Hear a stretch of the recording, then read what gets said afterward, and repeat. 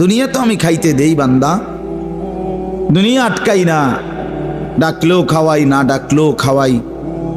অনুগত অবাধ্য ইমানদার বেঈমান আমি তো সবাইকেই দুনিয়া রিজিক দিচ্ছি। দেটা কথা বলেন না কেন?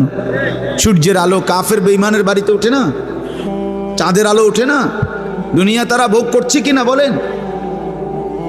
আল্লাহ তাআলা বলে, বান্দা দুনিয়া খাচ্ছ, ভোগ করছো, দুনিয়া নিয়ে মাতলামি করছো, এটারে খুব তৃপ্তির কিছু মনে করো না। দুনিয়া আমি কুত্তারেও খাইতে দেই।